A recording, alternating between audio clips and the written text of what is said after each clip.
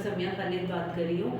Lifestyle medicine expert हूँ, as a clinical psychologist काम करती हूँ। मेरे पास पेशेंट्स आते हैं मुख्तलिफ एज ग्रुप के, जो कि मुझसे डिस्कस करते हैं कि उनको जो भी अपनी लाइफ में प्रॉब्लम आ रहा होता है। नॉर्मली मैं teenage and adult age and older age को डील कर रही होती हूँ। चाइल्डहुड में ऑटिज़म को डील नहीं करती, बाकी अगर चाइल्डहुड ट्रॉमाज हैं तो मेरे पास पेशेंट्स आते हैं। तो मेरे पास इतने पेशेंट जो मेरे यूनिवर्सिटी के बच्चे भी हैं, वो भी जब आते हैं, मेरा ताल्लुक भी रिफा यूनिवर्सिटी के साथ है और मैं यहाँ पे 2018 से काम कर रही हूँ। अच्छा, मेरे पास बच्चे आते हैं कि हमारी प्रॉब्लम ये आ रहा है कि हमें भूल जाती हैं चीज़ें। फिर बच्चे मेरे पास आते हैं कि मैम हमें ना गुस्सा बहुत ज़्यादा आता है। फिर वो आते हैं कि ना हमें समझ नहीं आती कि हमने फ्यूचर में क्या करना है, हमारे जो उनसे रोल हैं वो हमें क्लियर नहीं लगते हैं। मैं लाइफ में बहुत अचीव करना चाहती हूँ लेकिन मुझसे अचीव नहीं हो पाता। फिर वो मुझसे ये कहते हैं कि हमें सोशल एंजाइटी होती है, हम अपने दिल की बात एक्सप्रेस नहीं कर पाते। कुछ ऐसे होते हैं जो लाइफ में बहुत ज़्यादा अचीव करना चाहते हैं लेकिन उन्हें लगता है कि उनके पेरेंट्स उनको अंडरस्टैंड नहीं कर रहे हैं, उन्हें समझ नहीं पा रहे, जिसकी वजह से प्रॉब्लम आ रहा है उन्हें। ये वो मल्टीपल चीज़ें हैं जो मैं मुख्तलिफ टाइम पीरियड में सुनती हूँ स्टूडेंट्स से, और मेरे पास आते हैं अपने प्रॉब्लम्स लेके। अच्छा, जब वो इन सब चीज़ों के साथ आते हैं तो उन्हें ये सब जो चीज़ें हैं ना, चूँकि आप सारे स्टूडेंट हो, एजुकेशन के साथ आप ताल्लुक़ है, तो मैं आपको बताना चाह रही हूँ कि ये सारे इफ़ेक्ट्स हैं। ठीक है, लाइफ के अंदर दो चीज़ें होती हैं, एक होती है कॉज और एक होता है उसका इफ़ेक्ट। नॉर्मली बच्चे जो बात करते हैं ना, जब हमारे पास आते हैं वो इफ़ेक्ट्स बताते हैं क्योंकि कॉज उनको खुद भी क्लियर नहीं होता कि इसके पीछे कॉज क्या है। इफ़ेक्ट से हमारे पास आते हैं। अच्छा, अब जो इफ़ेक्ट आता है ना, जिसकी वजह से ये सब कुछ हो रहा होता है, वो होती है हमारी डेली रूटीन की एक्टिविटीज़। यानी कि जितने बजे हम सुबह सो के उठ रहे हैं, जितने बजे हम सो रहे हैं, जो हम खा रहे हैं, जितना टाइम हम मोबाइल पे या सोशल मीडिया पे यूज़ कर रहे हैं, जितना टाइम जो उनसे वो हम अपने फ्रेंड सर्कल के साथ गुजारते हैं, ये सब चीज़ें जो उनसे है ना वो बताती हैं कि इन सब चीज़ों से हमारी पर्सनैलिटी या उनके इफ़ेक्ट्स आते हैं हमारे ऊपर। फॉर एग्ज़ाम्पल, एक सिंपल सी एग्जांपल है, आपने मुझे इसके बाद रूड हैंड रेज करके बताना है कि कितना मैं सही हूँ कितना नहीं हूँ। कुछ बच्चे मेरे पास आते हैं कि हमें गुस्सा बहुत आता है, कल की बात है, वैसे बच्चे आई मुझे गुस्सा बहुत आता है, मैम आप मुझे बताएं। मैंने उसे सिंपल एक क्वेश्चन किया कि बेटा आप एक दिन में कितना पानी पीती हैं? उसने थोड़ा हैरान होकर मुझे देखा, कहती शायद 1 से 2 गिलास। मैंने कहा अच्छा, 1 से 2 गिलास पानी आप पीते हो, आपको आइडिया है कि पानी का डायरेक्ट ताल्लुक हमारे मूड के साथ और हमारे एग्रेशन के साथ है। यानी कि अब आप मुझे ये बताओगे, आप में से कितने लोग हैं जो कि पानी जो उनसे है वो 7 से 8 गिलास या इससे ज़्यादा पीते हैं? अभी आपने मुझे बताना है जी बेटे। ये बात मुझसे की है कि वो 2 से 3 गिलास पीती हैं। आप मुझे बताओगे कि आपका मूड नॉर्मली कैसा रहता है?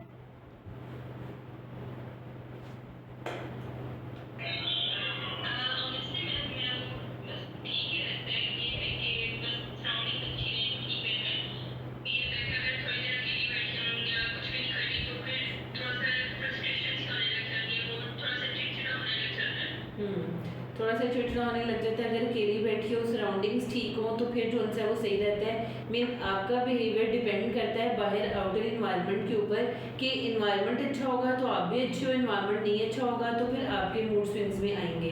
तो एक चीज़ तो मैंने आपको आइडेंटिफाई कर दी। दूसरी जो हमारी टीन एज के अंदर बहुत बड़ी वजह है मूड स्विंग्स की, इरिटेशन की, वो है आपका ब्रेकफास्ट ना करना। जो बच्चे मॉर्निंग में ब्रेकफास्ट नहीं करते हैं उनको अक्सर मूड स्विंग्स के प्रॉब्लम होते हैं। और आपको पता है कि इस हवाले से हमने एक रिसर्च की, और रिसर्च यहाँ पे मतलब मैं रिफा गुलबर्ग कैंपस के अंदर हूँ। यहाँ पे कुछ एम्प्लॉयज़ के साथ हमने मिलके उन्हें पहले तो बताया, ब्रेकफास्ट की इंपॉर्टेंस के बारे में बताया। फिर उसके बाद उनमें से मैक्सिमम ने कहा कि हम ब्रेकफास्ट करते नहीं हैं, और जो करते हैं उन्होंने मुझे बताया कि हम उठने के 2 से 3 घंटे बाद ब्रेकफास्ट करते हैं। अच्छा, मैंने उनसे कहा कि आप बस एक काम ये करो कि आप ना ब्रेकफास्ट मॉर्निंग में करना शुरू कर दो, जितनी जल्दी हो सके आप करना शुरू करो, कोशिश करो 1 घंटे के अंदर। 10 डेज़ की ट्रायल के बाद मुझे अबव 50% लोगों ने कहा कि हम अपने आप को ज़्यादा एक्टिव एंड अलर्ट फील करते हैं। ये बिल्कुल रिसेंट मैं आपको बात बता रही हूँ, पिछले 1-1.5 महीने की बात बता रही हूँ कि इस तरह से हुआ यहाँ पे। दूसरी जो चीज़ मैं ये देखती हूँ हमारे टीन एज के अंदर कि आपकी ब्रेकफास्ट हैबिट होती है कि जो बच्चे ब्रेकफास्ट नहीं करते उनके अंदर भी वही जो हमने शुरू में इफ़ेक्ट्स की बात की थी ना, उनमें इस किस्म के इफ़ेक्ट्स आते हैं। So number 1 water intake, number 2 food के मॉर्निंग में आप जो उनसे जितनी जल्दी ब्रेकफास्ट कर लो, बच्चे नहीं करेंगे तो उनको प्रॉब्लम आएगा। ये 2 हैबिट्स हैं। अब इसके बाद मैं ये चाहती हूँ कि ये तो 2 कॉमन प्रॉब्लम इरिटेटिंग मोड का था। आप मुझे कोई एक ऐसा अपना प्रॉब्लम बताओ जो आपको लगता है कि आप फेस करते हो। मैं आपको उसकी आपके लाइफस्टाइल हैबिट्स के साथ रिलेट करके बताती हूँ कि वो कैसे, वो रीज़न है, वो कॉज है इसकी। कोई बता सकता है आप में से मुझे? अपना प्रॉब्लम बताओ, मैं आपको उसको रिलेट करके बताऊंगी।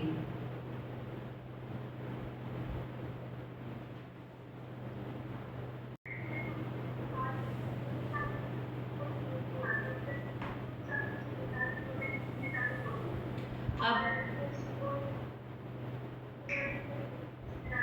ठीक है, एक प्रॉब्लम आपने बताया कि आपको नींद नहीं आती, आपको 3 बज जाते हैं जो उनसे वो सोते हुए, और सुबह इसी तरह फिर आपको आपकी देर से आँख खुलती है।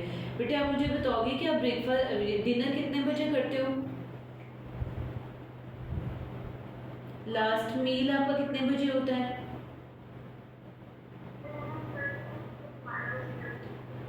12 बजे तक आपका जो है वो डिनर होता है। और आप मोबाइल रात कितनी देर तक यूज़ करते हो?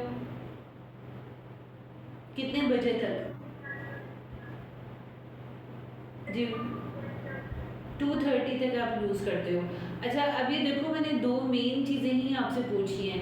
हमारा जो इंटरनल बॉडी होती है ना, आप उसको इस तरह से अंडरस्टैंड कर सकते हो कि जैसे अल्लाह ताला ने ये यूनिवर्स बनाई है ना, इस पर प्रॉपर सिस्टम बनाया है, सोने उठने और जागने का, सूरज के निकलने का, रात के होने का एक प्रॉपर सिस्टम मौजूद है। सुबह होती है तो आपने बहुत सारे फ्लावर्स को देखा होगा कि वो खिलते हैं। शाम होती है तो क्या कहते हैं कि पौधे भी सो जाते हैं, फ्लावर्स भी जो उनसे वो बंद हो जाते हैं। सेम सिस्टम हमारी बॉडी के अंदर भी चलता है। अब जैसे जैसे मगरिब के बाद का टाइम होता है ना, वो हमारी बॉडी के रेस्ट का टाइम होता है। रात के 11 बजे के बाद बॉडी का डिटॉक्स का टाइम स्टार्ट हो जाता है, जो अल्लाह ताला की तरफ से होता है, जिसके अंदर बॉडी ने क्या करना होता है कि अपने आप को अगले दिन के लिए प्रिपेयर करना होता है। अब वो लोग जो कि रात को 11 बजे के बाद जागते हैं या 11 बजे के बाद खा पी रहे होते हैं, उनकी बॉडी डिटॉक्स नहीं होती, वो रिलैक्स नहीं हो पाती, अगले दिन के लिए प्रिपेयर नहीं हो पाती, जिसकी वजह से क्या होता है कि वो अगले दिन भी थकावट फील करते हैं, थका हुआ फील करते हैं, टाइम पे वो सो के उठ नहीं पाते हैं, इस किस्म के इश्यूज आते हैं। नंबर 1। नंबर 2 चीज़ जो है वो ये है कि मोबाइल फ़ोन है। मोबाइल फ़ोन में बेटे ब्लू लाइट होती है। ब्लू लाइट जो है वो हमारी जो सुलाने के हार्मोन होते हैं ना, जिसकी वजह से हमें नींद आती है, मेलाटोनिन अक्सर उसको कहते हैं। मेलाटोनिन का रात के होते साथ ही एक्टिवेट होना बड़ा ज़रूरी है, तभी हमें नींद आएगी। जब हम ब्लू लाइट का यूज़ ज़्यादा करते हैं ना, तो क्या होता है कि वो मेलाटोनिन जो है वो सिक्रीट ही नहीं हो पाता, और जब वो सिक्रीट नहीं होगा, टाइमली सिक्रीट नहीं होगा, तो क्या होगा कि हमें नींद उतना देर से आएगी। अब ये वो मेन बायोकेमिस्ट्री है जो कि हमारी आज की यूथ को अंडरस्टैंड करना बहुत ज़रूरी है। आपने हर एक को ये कहते हुए सुना है जल्दी सो जाया करो, सुबह जल्दी उठा करो। हम एक कान से सुनते हैं, दूसरे कान से निकाल देते हैं, क्योंकि हमें लगता है कि हम अपनी नींद 8-10 घंटे की तो पूरी कर ही लेते हैं ना। अगर हम 3 बजे में सोए, दोपहर 12 बजे तक हम सोएंगे तो ये नींद पूरी हो जाएगी। ये नहीं पता कि 11 बजे से लेकर सुबह 5 बजे तक की जो नींद है ना, उसमें अल्लाह ताला ने शफा रखी हुई है, अल्लाह ताला की तरफ से ही है। तो उस टाइम में नींद का पूरा करना बहुत ज़रूरी है। जी शान से बेटे आप बताओ क्या क्वेश्चन है आपका?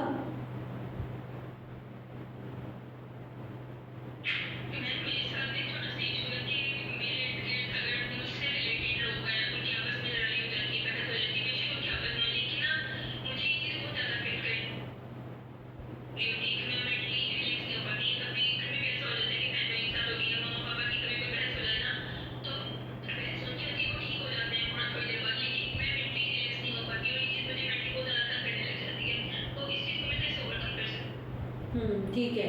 अच्छा बेटे शांति, आप मुझे क्वेश्चन का आंसर दो। आप मुझे रेट करो 1 to 10 में अपने आप को, आप अपने आप की कितनी रिस्पेक्ट करती हो, कितना प्यार करती हो, 1 से 10 तक में आपने बताना है, स्कोर करो अपने आप को। 10 मीन आप अपनी बहुत रिस्पेक्ट करती हो, you are confident on yourself, and 1 mean least confident. Honestly 8 rate. Self respect आप करती हो अपनी? ठीक है।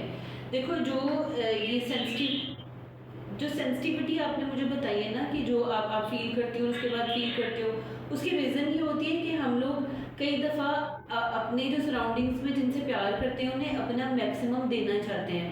मतलब हम ये चाहते हैं कि वो खुश रहें, और जब हम वो नहीं दे पाते ना, मतलब हम ये नहीं अंडरस्टैंड करते कि हमारा क्या रोल है और दूसरों का क्या रोल है, तो हम सैड हो जाते हैं या हमारे ऊपर उसका इफेक्ट आ जाता है। तो it's totally depend on your sincerity, number one, and number two emotional boundaries.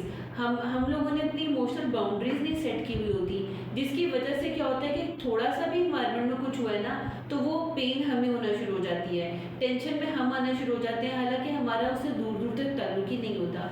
सो ये थोड़ा सा अंडरस्टैंड करना बड़ा ज़रूरी है। सो इसके लिए मैं आपको ये सजेस्ट करूँगी कि सेल्फ केयर की तरफ आओ।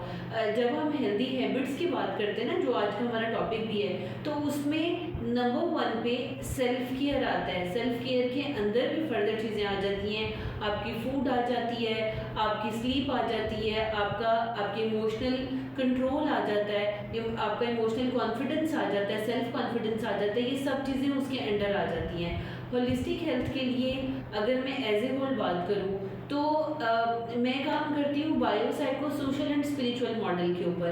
यानी कि ये 3-4 चीज़ें हैं जो इकट्ठी अगर चलेंगी तो आप अपनी होलिस्टिक हेल्थ को अवेल कर सकोगे। Bio psycho social and spiritual model के बारे में पहले सुना है किसी ने? कोई मुझे बताएगा? जी सामने।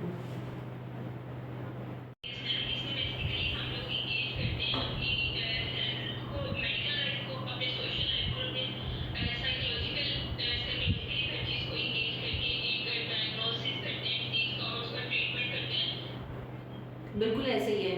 होलिस्टिक हेल्थ यानी कि एज ए होल आपका हेल्दी होना, उसमें बायोलॉजिकल एस्पेक्ट ही आ जाते हैं कि आपकी बॉडी यानी कि बायोलॉजिकली आप हेल्दी हो। नंबर 2 साइकोलॉजिकल यानी कि मेंटली आप स्ट्रॉन्ग हो। नंबर 3 सोशल, आपके सोशल कनेक्शंस उनसे अच्छे हो, आप सोसाइटी के अंदर एडजस्टेबल हो। एंड नंबर 4 आपके यूनिवर्सल कनेक्शंस हो, स्पिरिचुअल कनेक्शंस हो। ठीक है, बीइंग अ मुस्लिम हम ये कहते हैं कि हमारे अल्लाह ताला के साथ ताल्लुक हो। जो मुस्लिम नहीं है हमारे साथ, जो हमारे फॉलोअर्स हैं या देखने वाले हैं, वो ये बात करते हैं कि यूनिवर्सली कनेक्टेड हो, क्योंकि हर रिलीजन के अंदर अल्लाह ताला का कॉन्सेप्ट तो मौजूद है ना। सो आज की साइंस ये कहती है कि अगर आप हेल्दी होना चाहते हो तो इन सब एस्पेक्ट्स को साथ लेके चलो। बायोलॉजिकली मीन कि आप अपनी सोने की, अपने खाने पीने की रूटीन का ख्याल रखो। साइकोलॉजिकली मीन ये कि आपका कोई प्रॉपर मी टाइम होना चाहिए जो सिर्फ आपका हो। आप कभी अगर गौर करो तो आपको पता चलेगा कि आप पूरा दिन जो उनसे आपने मोबाइल देखा है, लेट्स सपोज आप फ्री हो और आपको कोई और काम नहीं था, तो आपने सोचा कि चलो आज हम रेस्ट करते हैं। आप मोबाइल देख रहे हो, स्क्रॉल करते जा रहे हो, आप अपने घर के और छोटे मोटे काम किए, लेकिन आपको रिलैक्सेशन की फील नहीं आ रही। आपको या तो बोरियत हो रही है या आपको लग रहा है कि आज का दिन हमारा अच्छा नहीं गुजरा। इट्स मीन कि आपने कोई प्रोडक्टिव मी टाइम नहीं गुजारा।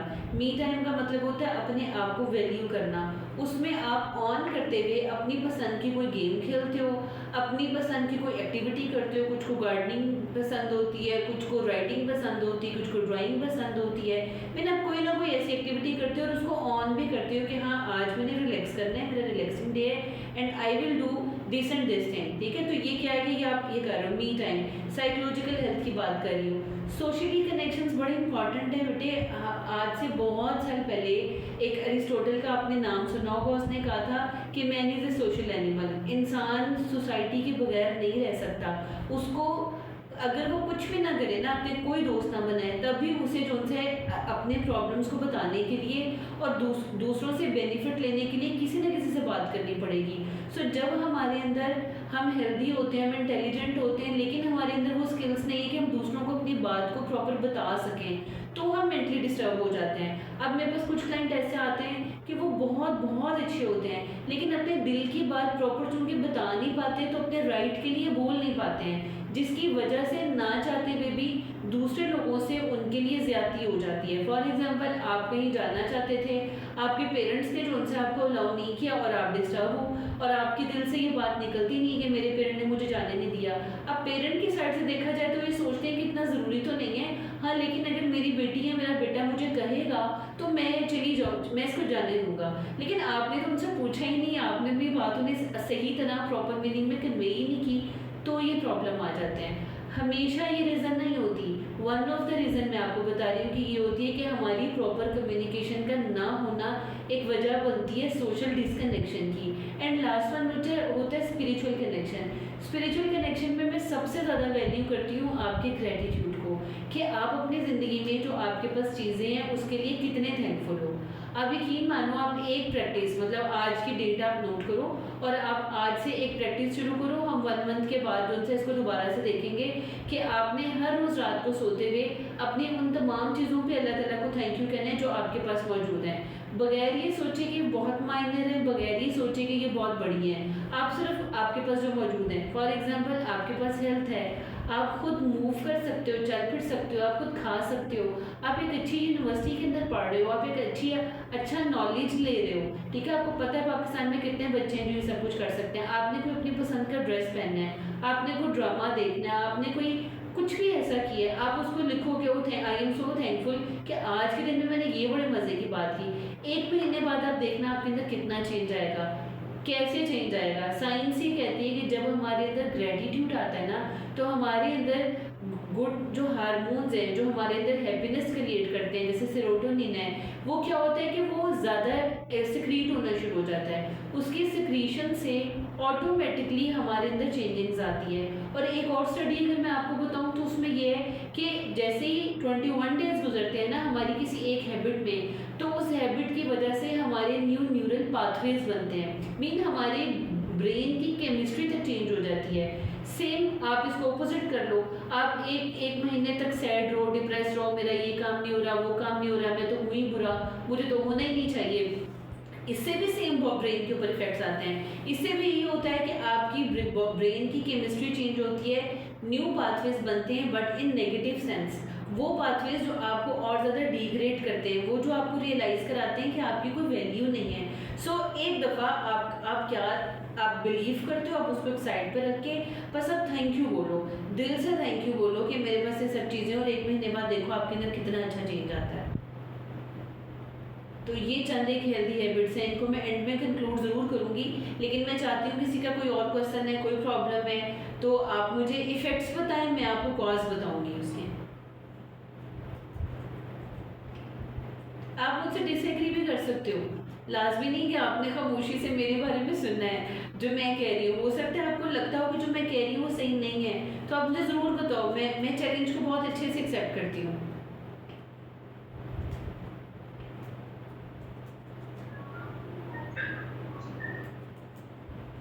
जी बेटे,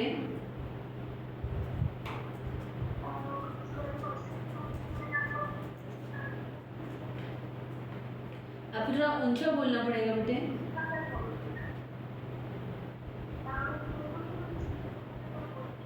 हाँ ठीक है, आपको चीज़ें बहुत ज़्यादा भूलती हैं उसकी वजह से, उसकी हाँ उसकी बेटे मैं आपको वजह बताती हूँ। उसकी रीज़न ये है हमारा मल्टीटास्किंग होना। हम जब अपनी लाइफ में मल्टीटास्किंग होते हैं ना, मतलब एक टाइम में बहुत सारे काम करना चाहते हैं, तो उसकी वजह से ये इफ़ेक्ट आ जाता है। सो अगर मैं इन्वायरमेंटल फैक्टर देखूँ तो ये एक मेन फैक्टर है कि हम एट अ टाइम बहुत सारी चीज़ें कर रहे होते हैं। अगर हम इसको प्रॉपर प्लानिंग के साथ एक चीज़ मुकम्मल होने के बाद दूसरी करें तो उसके ज़्यादा अच्छे इफेक्ट आएंगे। थियरीज अगर हम देखते हैं ना तो दोनों तरह के साइंटिस्ट मौजूद हैं। एक कहते हैं कि अगर आप मल्टीटास्क होगे तो आप ज़िंदगी में ज़्यादा कामयाब होगे। दूसरे ये कहते हैं कि आप मल्टीटास्क होकर ज़िंदगी में कामयाब तो हो सकते हो, हाई अचीवर तो हो सकते हो, लेकिन मेंटल पीस आपका आहिस्ता आहिस्ता जाना शुरू हो जाता है, रिलैक्स नहीं आप हो पाते। फिर ये कि अब आप देखो ना, अब आप एक स्टूडेंट हो, मीनवाइल आप एक डॉटर की भी लाइफ गुजार रहे हो, आप स्टूडेंट की भी गुजार रहे हो, आप अपने गोल्स को भी लेके चल रहे हो। जो आप पढ़ रहे हो उसके थ्रू नहीं वो पूरा हो रहा, वो आपकी एक्स्ट्रा स्टडीज़ या एक्स्ट्रा एक्टिविटीज़ से हो रहा है। आप एज अ फ्रेंड भी काम कर रहे हो सकता है आप जॉब भी कर रहे हो। अब फिर इसके साथ आपके लाइफ के ट्रॉमास भी हैं जो आपके साथ चल रहे हैं, वो आपने इमोशनल लगेजेस उठाए हुए अपने साथ। तो जब ये सारी चीज़ें इकट्ठी चल रही होती है ना, तो उसकी वजह से हमें भूलने का प्रॉब्लम होना शुरू हो जाता है। हाँ, इसके अलावा एक और वजह हमारी प्रॉपर फूड का ना होना भी है। एक और बहुत बड़ी वजह हमारी सोने जागने की रूटीन का ख़राब होना भी है। हमने यहाँ पे रिफा के अंदर एक वैनगार्ड का ग्रुप स्टार्ट किया है, वैनगार्ड्स ऑफ सेल्फ केयर के नाम से ना। आप मुस्तकीम साहब से SST डिपार्टमेंट से उसकी डिटेल ले सकते हो। सो उसके अंदर क्या है कि हमने अपने रिफा के ही स्टूडेंट्स को सिलेक्ट किया है कि वो हमारे साथ आए और हम उनकी हेल्थ के ऊपर काम करेंगे। Same bio psycho social and spiritual model के अकॉर्डिंग हम उन्हें छोटे छोटे टास्क देते हैं, उनके साथ डिस्कशन करते हैं उनको लाइफ में क्या प्रॉब्लम्स आ रहे हैं, और उसके बाद हम 1 महीने के बाद देखते हैं कि उनमें कितना चेंज आया। रिफा लाहौर के अंदर तो हमने अभी रिसेंटली स्टार्ट किया है, हमारे कोई 2 सेशन अभी तक हुए हैं, आप हमें ज्वाइन उसमें कर सकते हो।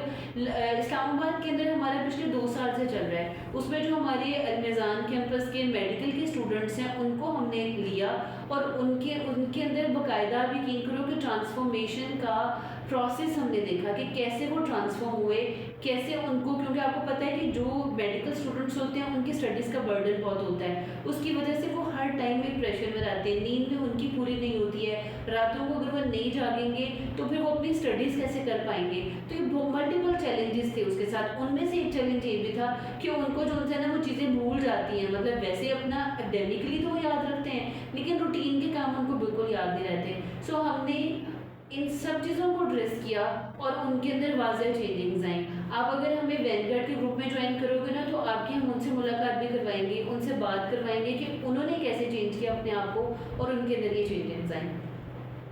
ठीक है, तो ज़रूर उसके बारे में, वैनगार्ड के बारे में इंफॉर्मेशन लीजिएगा। मैं अगर जी बेटे किसी और का कोई क्वेश्चन करना था, कुछ कहना चाहते हो?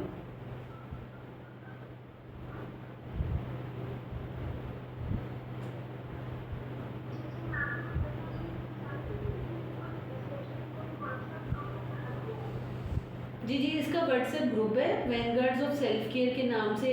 रिफा स्टूडेंट्स ही हैं उसमें। रिफा स्टूडेंट किसी भी डिपार्टमेंट का हो सकता है, किसी भी सेमेस्टर का हो सकता है, लेकिन वो रिफा का होना चाहिए क्योंकि ये रिफा का प्रोजेक्ट है।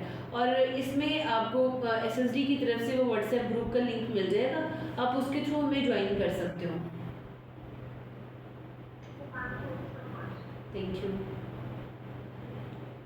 तो मैं as a lifestyle medicine practitioner, as a psychologist एक दफ़ा अपने टॉपिक के अकॉर्डिंग कंक्लूड करना चाहूँगी कि हमने आज, हमारा जो आज का टॉपिक है वो था good habits for holistic health. Mean कि हमारी ज़िंदगी में कौन सी ऐसी हैबिट्स होंगी जिसके थ्रू हम एज ए होल रिलैक्स रह सकेंगे।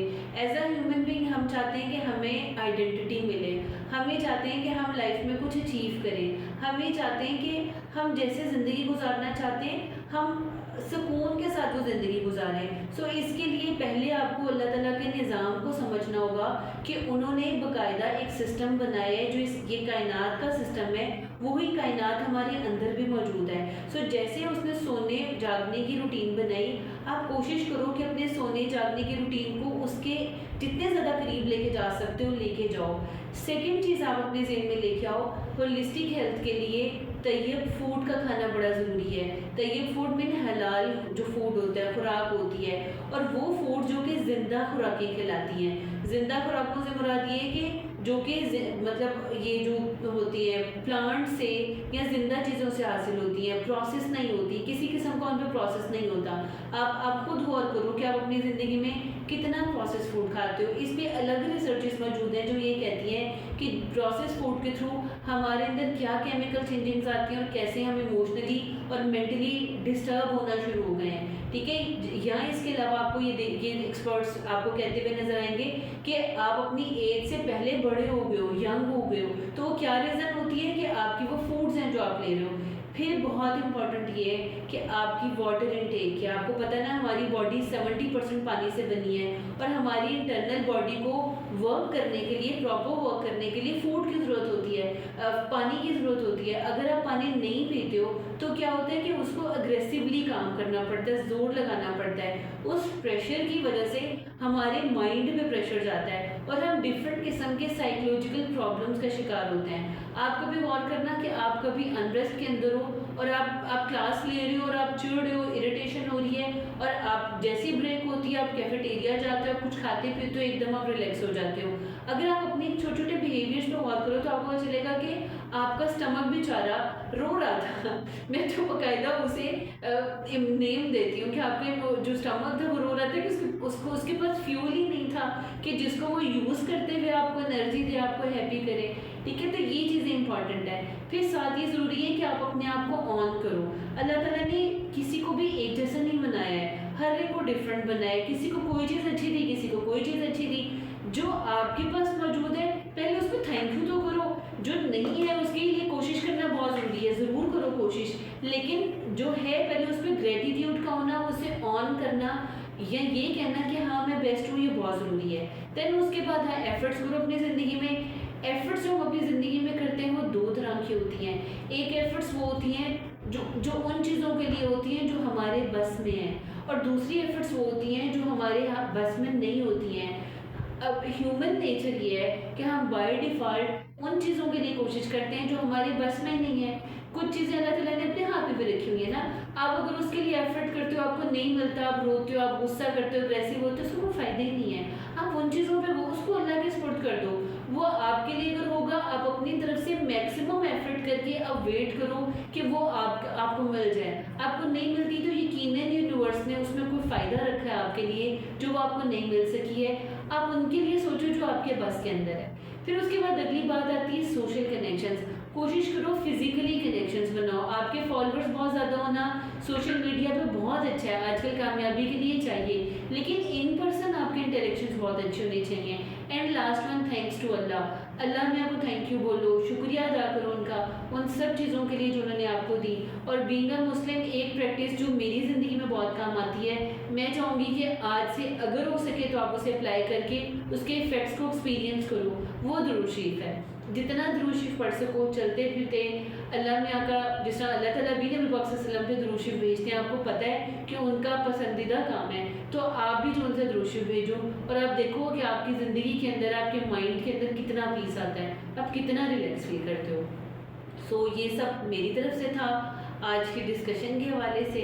आपका बहुत शुक्रिया, आपने हमें ज्वाइन किया। आपका अगर कोई क्वेश्चन है तो ज़रूर पूछें, वरना फिर हम इसे वाइंड अप करते हैं।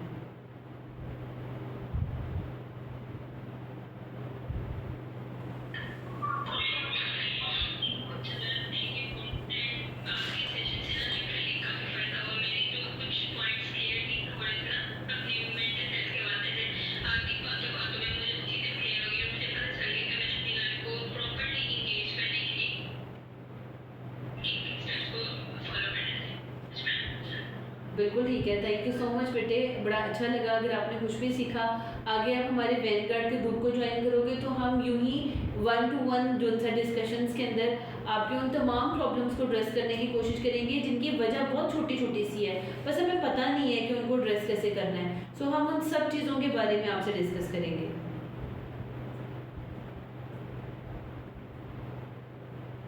चलिए, अपना बहुत ख्याल रखिएगा। इंशाल्लाह फिर किसी नए टॉपिक के साथ आपसे बात करेंगे। अल्लाह हाफिज़।